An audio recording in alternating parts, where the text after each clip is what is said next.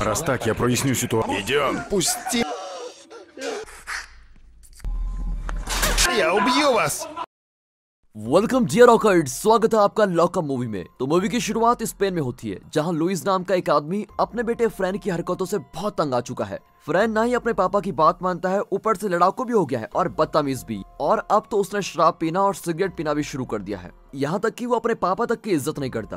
और ऊपर से अपने पापा पर इल्जाम लगाता है कि आपकी वजह से मेरी माँ मुझको बचपन में छोड़कर चली गई थी। इस सब के अलावा वो रात भर अपने दोस्तों से कंप्यूटर पर बात करता रहता है और इसके दौरान वो इतना शोर मचाते हैं कि बेचारा लुइस सो ही नहीं पाता, जबकि उसको सुबह उठकर अपने काम पर भी जाना होता है। अब लुइस अपने बेटे से बात करते हुए बोलता है, बेटा अगर तुम अपना भविष्य सुधारना चाहते हो तो तुमको अच्छे से रहना सीखना होगा। लेकिन फ्रैन तो इतना बदतमीज हो गया है कि कभी भी अपने पापा की बातों पर ध्यान नहीं देता। अब ज्यादातर समय फ्रैन अपने सबसे अच्छे दोस्त नूरिया और मिगुल के साथ गुजारता है और नूरिया ही वो पहली लड़की होती है जिसके साथ वो थोड़ा इंटीमेट भी होता है। नूरिया बोलती है, मुझे लगता है हम दोनों के बीच बहुत प्यार है। लेकिन जवाब में फ्रैन बोलता है, नहीं नहीं ऐसा कुछ भी नहीं है। और इस बात को सुनकर बेचारी नूरिया का दिल ही टूट जाता है। अब इस सब के दौरान लुइस की टेंशन और बढ़ती जाती है क्योंकि फ्रैन सुधरने का नाम ही नहीं ले रहा होता है। अब जब लुइस काम कर रहा होता है तो तभी उसको कुछ कॉल्स आती हैं। सबसे पहले फ्रैन की टीचर की कॉल होती है। वो लुइस से मिलना चाहते हैं और बताते हैं कि फ्रैन ज्यादातर क्लास में नहीं आता। फिर कुछ दिनों बाद उसको हॉस्पिटल से कॉल आती है क्योंकि फ्रैन और मिगुल ने किसी के साथ लड़ाई की है। जब लुइस अपने बेटे को लेने जाता है तभी मिगुल के घर वाले बोलते हैं, आप अपने बेटे को काबू में रखिए वरना ये बहुत खतरनाक हो जाएगा। उसके साथ रहकर तो हमारे बच्चे भी बिगड़ते जा रहे हैं। अब ये सुनकर लुइस को बहुत गुस्सा आता है और वो फ्रैन को बहुत डांटता है और बोलता है, अब से तुम दुकान में काम करने के लिए आओगे।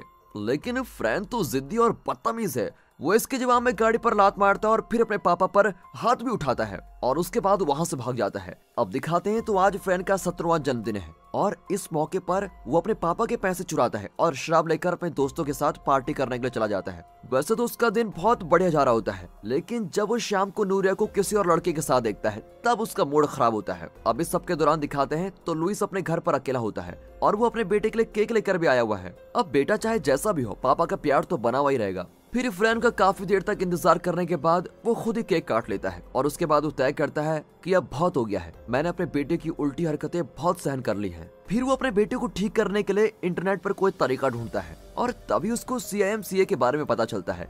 ये एक ऐसी जगह है जहाँ बिगड़े हुए बच्चों को सुधारा जाता है। अब लुइस कुछ वीडियोस देखता है जिसमें वहाँ के ठीक हुए बच्चों के माँ बाप अपने अनुभव बता रहे होते हैं। उन लोगों के बच्चे भी पहले बिगड़े हुए थे, बदतमीज थे और गंदी गंदी हरकतें करते थे, यहाँ तक कि वो अपने माँ बाप पर हाथ भी चला देते थे। लेकिन CIMCA में आने के बाद उनके बच्चे बिल्कुल बदल गए हैं और वो अच्छे से व्यवहार करने लगे हैं। अब जैसे ही लुइस को पता चलता है कि फ्रैन आ चुका है, वो तुरंत वीडियोस बंद कर देता है। फ्रैन काफी उदास है और वो इस बारे में लगभग अपने पापा से बात करने वाला होता है, लेकिन आखिर में वो कुछ बताए बिना ही सोने चला जाता है। अब अगले दिन लुइस CIMCA में जाता है ताकि वो पता कर सके कि वहाँ बच्चों में बदलाव कैसे किया जाता है। एक आदमी वहाँ पर आए लोगों से बोलता है कि कैसे घर की गलतियों और बच्चों का गलत पालन पोषण की वजह से बच्चे बिगड़ जाते हैं। वो आदमी ये सब चिल्ला चिल्ला के बोल रहा होता है और इस तरीके से बोलता है कि लोग उससे कन्विंस हो जाएं और अपने बच्चों को यहाँ पर भेज दें। और देखते देखते लोगों पर उसकी बातों का काफी प्रभाव पड़ जाता है क्योंकि जब भी वो कोई सवाल पूछता है वहाँ बैठे लोग जोश के साथ उठते हैं और उसका जवाब दे देते हैं। अब इस सब के दौरान फ्रैन अपने घर में है और उसको मिगुल का फोन आता है। वो बोलता है, मैं अब तुम्हारे साथ और नहीं रह सकता क्योंकि मेरे घर वाले मना कर रहे हैं और वो इन सब चीजों से परेशान हो गए हैं। अब फ्रैन उससे भी गुस्सा हो जाता है और उसकी भी बेइज्जती करता है और फोन काटने से पहले बोलता है, तुम धोखेबाज हो। उसके बाद वो नूरिया को फोन करता है और उसको भी बुरा भला कह देता है क्योंकि उस समय पार्टी में नूरिया ने किसी और को किस की थी।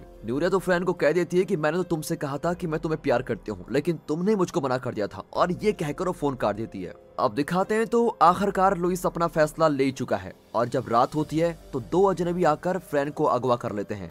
फ्रैन मदद के लिए चिल्लाता है लेकिन लुइस बोलता है, बेटा ये तुम्हारे अच्छे के लिए कर रहा हूँ मैं। अगली सुबह दिखाते हैं तो फ्रैन CIMCA में पहुंच चुका है और उसका स्वागत करने आए प्रिंसिपल ऑस्कर की फ्रैन बेइज्जती कर देता है। लेकिन ऑस्कर बहुत ही स्ट्रिक्ट है और इस तरह की हरकतें वो बिल्कुल भी एक्सेप्ट नहीं करता। वो तभी फ्रैन को पकड़कर दीवार के साथ लगा देता है। ऑस्कर बोलता है, अगर तुम यहाँ की मुश्किल सजाओं से बचकर जिंदा रहना चाहते हो तो तुम्हें सभी के साथ इज्जत से पेश आना होगा। और अब फ्रैन को नए कपड़े दिए जाते हैं और उसके सर को गंजा भी कर दिया जाता है। फिर उसको उसकी उम्र के बच्चों के पास भेज दिया जाता है। सभी उसका स्वागत करने के लिए फौजियों की तरह खड़े हो जाते हैं और एक साथ मिलकर बोलते हैं, आपका यहाँ स्वागत है। फिर उनको नियम सिखाने के लिए एक वीडियो दिखाई जाती है।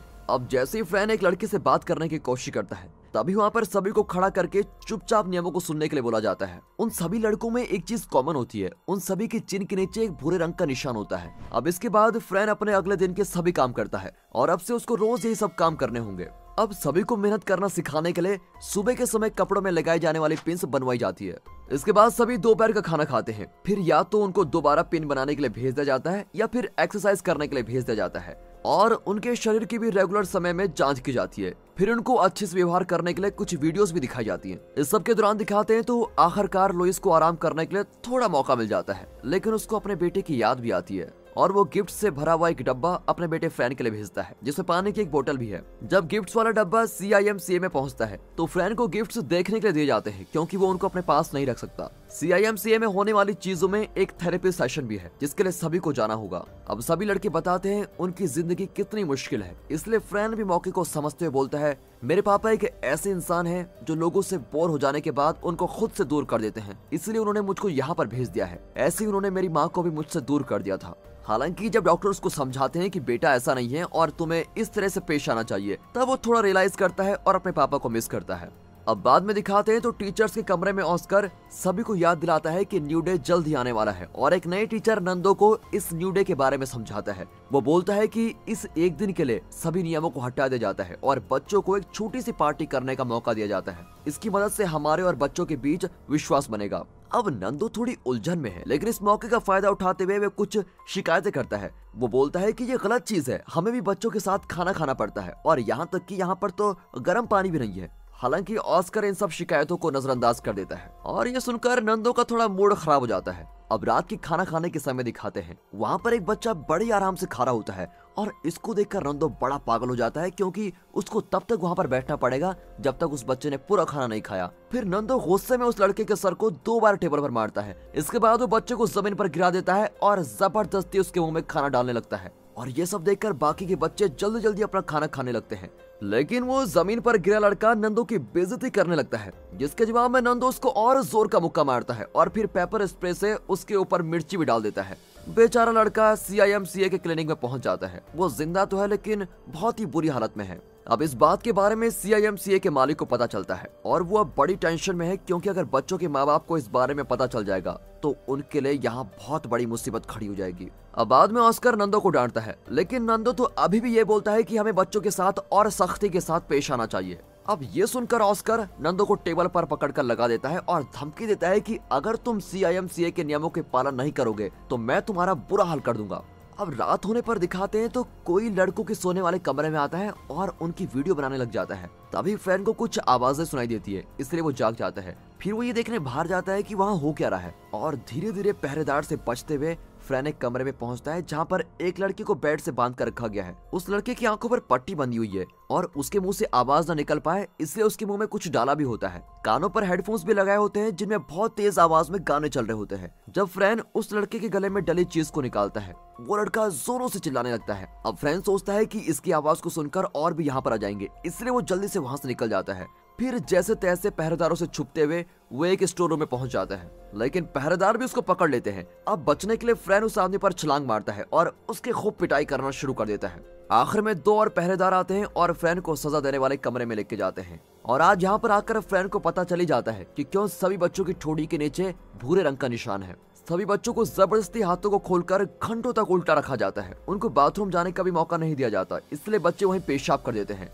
वहाँ पर हमेशा एक पहरेदार उन पर निगरानी रख रहा होता है। लेकिन अब रात को दोबारा दिखाते हैं तो फिर से कोई आदमी आता है और उन मुसीबत से गुजर रहे बच्चों की वीडियो रिकॉर्ड करता है। अब उन बच्चों की सजा को और तेज करने के लिए वे बहुत ही तेज आवाज में गाने चलाने लग जाते हैं, जो कि कानों में दर्द कर देते हैं। अब जैसे ही उनकी सजा खत्म होती है तो फ्रैन की ठोड़ी पर भी भूरे रंग का निशान बन चुका होता है। अब इस सब के दौरान दिखाते हैं तो लुइस एक ग्रुप का हिस्सा बन गया है और इस ग्रुप को उन माँ बाप ने बनाया है जिन्होंने अपने बच्चों को CIMCA में भेजा है। उस ग्रुप की होस्ट वही डॉक्टर है जो कि CIMCA में बच्चों की बातें सुनती है। लुइस बताता है कि फ्रैन उसके लिए कितनी मुसीबतें खड़ी कर देता था। उसके बाद डॉक्टर अर्नेस्टो से उसके अनुभव को बताने के लिए बोलती है। अर्नेस्टो अपनी पत्नी लज और बेटी सैंड्रा के साथ आया हुआ है। सैंड्रा 20 महीने तक CIMCA में रही है और अब उस राफत के साथ रहने लगी है। लेकिन अर्नेस्टो और भी चीजें बताता है, जैसे कि सैंड्रा अपना पैर हिलाना रोक नहीं पाती है और लगता है कि वो लोगों से दूर रहना पसंद करने लगी है। इन बातों के बीच में सैंड्रा बोलती रहती है, पापा मुझे बाथरूम जाना है, मुझे बाथरूम जाना है। लेकिन अर्नेस्टो बोलता है, बेटी थोड़ा रुक जाओ, हमारी बारी खत्म होने तक का इंतजार करो। लेकिन कुछ देर बाद सैंड्रा वहीं पर पेशाब कर देती है। अब जैसे ही लस का ध्यान जाता है वो अपनी बेटी को वहां से लेके जाती है। लेकिन ये सब देखकर लुइस के दिमाग में कुछ और ही सवाल आने लग जाते हैं। उसको महसूस होता है कि मैं अपने बेटे को काफी मिस कर रहा हूँ। उसको अपने बेटे की याद आने लग जाती है। इसलिए जब वो वापस घर पहुंचता है तो वो फ्रैन के कमरे में जाता है और फ्रैन का कंप्यूटर देखने लगता है। फिर जब वो देखता है कि उसके दोस्त और उसने काफी अच्छी वीडियोस बनाई हैं जिसमें वो सभी मौज मस्ती कर रहे हैं, और बेचारा ये सब देखकर रोने लग जाता है। कुछ वीडियोस में खुद लुइस भी है। फिर अगले दिन लुइस फ्रैन से मिलने जाता है, लेकिन उसको प्रिंसिपल ऑस्कर के ऑफिस में भेज दिया जाता है। अब ऑस्कर देखता है कि बच्चे खिड़कियां साफ करते हुए मजाक मस्ती कर रहे हैं, लेकिन लुइस को देखकर ऑस्कर उनका स्वागत करता है। वो बोलता है, लुइस आप अपने बेटे से नहीं मिल सकते क्योंकि उसको गलत काम करने के लिए सजा दी गई है। अब लुइस को उस रात की कैमरा रिकॉर्डिंग दिखाई जाती है जब फ्रैन ने पहरेदार की पिटाई की थी। ऑस्कर फ्रैन की हरकतों के बारे में बताते हुए बोलता है, आपका बेटा ज्यादा बिगड़ा हुआ है और इसलिए सजा के नियमों का पालन करना बहुत जरूरी है। इस सजा के चलते हुए वो आपसे भी नहीं मिल सकता। अब ये सुनकर लुइस चला जाता है। अब लुइस के जाने के बाद ऑस्कर उन लड़कों से मिलने जाता है जिनको पढ़ाई वाली वीडियो देखने को कहा गया था। ऑस्कर देखता है कि सभी लड़के मौज मस्ती कर रहे हैं। उसको देखते ही सभी चुप तो जाते हैं, लेकिन ऑस्कर अब उनको दोबारा सजा देना चाहता है और अब की बार इतनी सी सजा ऑस्कर को काफी नहीं लगती, इसलिए वो एक नई सजा देना चाहता है। सभी लड़कों को फिर बाहर ले जाकर एक पिंजरे में बंद कर दिया जाता है। उन्होंने बस एक कच्छा और बनियान पहना होता है और उनकी आंखों पर पट्टियां बांधी गई होती है। उनके हाथों को भी बांध दिया गया है और अगले कुछ दिनों तक उनको सोने भी नहीं दिया जाता। उनको तब तक अपने पैरों पर खड़ा रहना होगा जब तक वो खड़े रह सकते हैं। जो भी नीचे गिरता है उसको वापस सजा वाले कमरे में लेके जाया जाता है। अब जैसा कि होना ही था, धीरे धीरे सभी जमीन पर गिर रहे होते हैं और फिर उनको दोबारा सजा वाले कमरे में ले जाया जाता है। अब वहाँ पर इतनी ज्यादा ठंड होती है कि उनको ऐसे रहना बहुत मुश्किल हो जाता है। जल्द ही पिंजरे के अंदर बहुत गंदी स्मेल आने लग जाती है, क्योंकि सभी लोग बाथरूम तो जा नहीं सकते, इसलिए वो पिंजरे में ही हल्के हो जाते हैं। और जब खाना खाने की बारी आती है तो भी मुसीबत खड़ी हो जाती है। एक आदमी खाना लेकर आता है और खाने का डब्बा पिंजरे के बीच में छोड़ देता है। फिर सभी लड़कों को जल्दी से खाना लेना पड़ता है, क्योंकि हर बार एक लड़के का खाना कम आया होता है। और जो लड़का खाना लेने में सबसे ज्यादा देरी करता है उसको भी सजा वाले कमरे में दोबारा ले जाया जाता है। अब टीचर्स के कमरे में दिखाते हैं तो नंदो को किसी बात को लेकर डॉक्टर पर शक हो रहा होता है। बाद में वो डॉक्टर को कैमरे के साथ पकड़ लेता है और डॉक्टर ही वो इंसान है जो कैमरे से वीडियो रिकॉर्ड कर रही थी। वो बोलती है, मैं इंटरनेट पर डाल के पूरी दुनिया को दिखाना चाहती हूँ कि CIMCA में क्या क्या चल रहा है। लेकिन ऑस्कर बोलता है, तुम पागल हो, बच्चों के माँ बाप इस तरह से अपने बच्चों को ठीक करवाना चाहते हैं। आखिर में सभी बच्चे नीचे गिर जाते हैं, लेकिन फ्रैन अभी भी अपने पैरों पर खड़ा है, जिसका मतलब यह है कि फ्रैन इस पागलपन से भरे मुकाबले को जीत चुका है और फिर उसको उसके रोजमर्रा के काम को करने के लिए भेज दिया जाता है। लेकिन वहाँ पर फ्रैन सभी बच्चों की तरह खोया खोया महसूस करने लगा है। बेचारे लुइस को तो पता नहीं है कि उसके बेटे के साथ क्या क्या हो रहा है। वो अभी भी दूसरे बच्चों के माँ बाप से मिलने जाता है और इस सब के दौरान वो लस के काफी करीब आ जाता है। साथ ही साथ दिखाते हैं कि लुइस कुछ कानूनी कार्रवाई में भी फंसा हुआ है, क्योंकि उसने फ्रैन की माँ से पूछे बिना फ्रैन को CIMCA में भेज दिया है। ये बहुत ही अजीब बात है, क्योंकि फ्रैन की माँ तो तभी फ्रैन को छोड़कर भाग गई थी जब फ्रैन एक छोटा बच्चा था और उसके बाद से कभी उसने फ्रैन को मुड़कर नहीं देखा। हालांकि लुइस को बोला जाता है कि चाहे तुम्हें ये बात पसंद हो या ना हो, लेकिन फिर भी फ्रैन की माँ का नाम पेपर्स पर है और अगर फ्रैन से जुड़े सभी फैसले तुम अकेले लेना चाहते हो तो उसकी माँ के साइन करवा के लेके आ जाओ। अब लस भी आसपास ही रहती है और लुइस का ध्यान फिलहाल फ्रैन और उसकी माँ से हट जाता है। अब ये दोनों साथ में घूमते हैं, खाते पीते हैं और यहाँ तक कि आखिर में दोनों किस भी करने लग जाते हैं। इस सब के दौरान सैंड्रा अपने पापा से कंप्यूटर चलाने के लिए मांगती है और उसको इंटरनेट पर डॉक्टर की डाली CIMCA की वीडियो मिल जाती है। इसकी वजह से सैंड्रा को बहुत घबराहट होने लगती है और वो बालकनी में जाकर अपनी जान दे देती है। अब इंटरनेट पर इस वीडियो की वजह से CIMCA का मालिक ऑस्कर से मिलने आता है और नियमों का सख्ती से पालन करने को बोलता है और फिर तभी से ऑस्कर बच्चों के साथ और भी ज्यादा सख्ती से पेश आने लग जाता है। वो बच्चों की छोटी छोटी गलतियों पर उनको सजा देता है और उनकी छोटी छोटी बातों पर भी सजा वाले कमरे में उनको भेज देता है। वो बच्चों से तब तक एक्सरसाइज कराता है जब तक कि बच्चे थक नहीं जाते और उनका बुरा हाल नहीं हो जाता। यहाँ तक कि वो बच्चों से उनकी उल्टियां हाथों से उठवाता है। अब एक दिन फ्रैन को होश आता है और वो लंच के बाद कहीं और जाने से मना कर देता है, क्योंकि अब वो वहाँ पर चल रही चीजों के खिलाफ खड़ा होना चाहता है। लेकिन ऐसा करने के लिए फ्रैन को सबसे खतरनाक सजा मिलती है। उसको उसी कमरे में सजा देने के लिए भेज दिया जाता है जहाँ उसको कुछ हफ्ते पहले वो लड़का मिला था और अब फ्रैन को भी वैसे ही बांध दिया जाता है जैसे कि उस रात उस लड़के को बांधा गया था। फ्रैन के कान पर भी हेडफोन्स लगाए जाते हैं और उस पर तेज आवाज में गाना चलाया जाता है। उसकी आंखों पर पट्टी होती है और अब फ्रैन को काफी अजीब अजीब चीजें दिखाई देने लग जाती है। और जब बेचारे की सजा खत्म होती है तब तक फ्रैन एक लाश की तरह हो जाता है। अब इसके बाद उसको जिम ले जाया जाता है, जहाँ फ्री डे वाले दिन लड़कों और लड़कियों के साथ में डांस करवाया जा रहा है। बच्चों को वार्ड्स डांस करने दिया जा रहा है, क्योंकि इस तरह के डांस में लड़के लड़की के शरीर एक दूसरे को टच नहीं करते।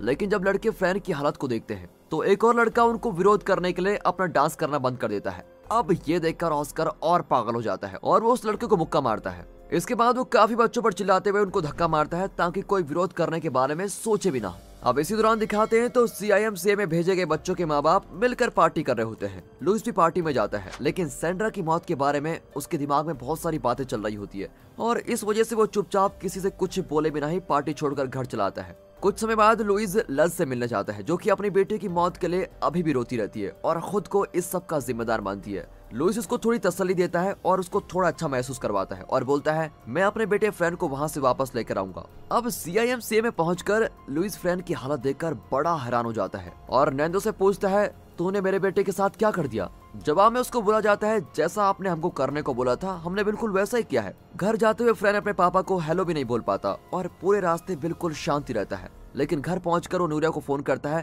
ताकि वो दोनों मिल सके। नूरिया बड़े प्यार के साथ फ्रैन से बात करती है, जिसकी वजह से फ्रैन को थोड़ा अच्छा महसूस होता है। अब वापस पहले जैसी जिंदगी शुरू करना फ्रैन के लिए आसान नहीं है। फ्रैन अब अच्छी तरह से रहता है और ना ही शराब पीता है, लेकिन उसके पापा के कमरे में आते ही वो अपने कमरे में चला जाता है और अब तो बिल्कुल ऐसा हो गया है कि अपने कमरे की सारी डेकोरेशन निकाल देता है, क्योंकि अब उसे वो सारी चीजें बिल्कुल भी पसंद नहीं है। अब लुइस फ्रैन का अच्छा व्यवहार देखकर उसके लिए एक नया मोबाइल फोन लेकर आता है, लेकिन फ्रैन मोबाइल लेने से मना कर देता है और साथ ही उसके पापा की गिफ्ट दी गई पानी की बोतल भी वापस कर देता है। वो ऐसा करके दिखाना चाहता है कि मेरा प्यार आप गिफ्ट देकर नहीं खरीद सकते।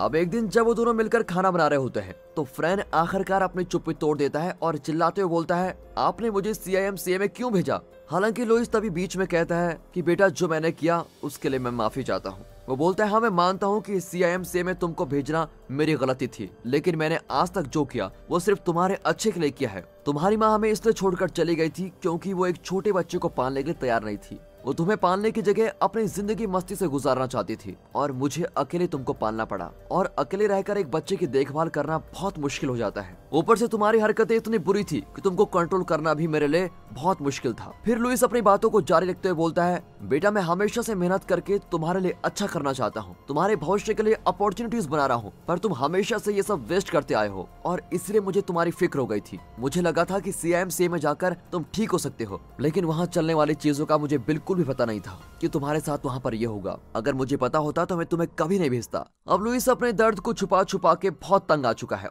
और वो बताता है कि वो अपने बेटे फ्रैन को कितना प्यार करता है और इसके दौरान वो खुद रोने लग जाता है। अब ऐसा होता देखकर फ्रैन भी रोने लग जाता है। कुछ समय बाद दिखाते हैं तो लुइस फ्रैन की माँ के पास जाता है ताकि वो फ्रैन की पूरी जिम्मेदारी अपने हवाले कर सके। फ्रैन भी उसके साथ आया है, लेकिन वो अपनी माँ से मिलना नहीं चाहता और इसलिए गाड़ी में ही लुइस का इंतजार करता है। अब लुइस के हाथों में फ्रैन की पूरी जिम्मेदारी के पेपर्स है। वो काफी भावुक हो गया है, इसलिए वो गाड़ी चला नहीं पाता। वो गाड़ी रोक के खुद को थोड़ा शांत करने के लिए बारिश के नीचे खड़ा हो जाता है। अब अपने पापा के लिए फ्रैन बहुत ही बुरा महसूस करता है। वो गाड़ी से निकलकर लुइस को गले लगाता है और कुछ दिनों बाद दिखाते हैं तो दोनों बाप बेटे मिलकर छुट्टी मनाने के लिए समुद्र किनारे जाते हैं ताकि वो अपने रिश्ते को और अच्छा कर सके। और दोस्तों इसी के साथ ये मूवी यहाँ पर खत्म होती है। बाकी दोस्तों आपके विचार क्या है इस मूवी पर कमेंट करके जरूर बताइएगा। और अगर हमारी वीडियो अच्छी लगी हो, एक्सप्लेनेशन अच्छा लगा हो तो मूवी को लाइक कर दें, चैनल को सब्सक्राइब कर दें। मिलते हैं अगली वीडियो में, तब तक के लिए गुड बाय, अपना ख्याल रखिए and finally thanks for watching.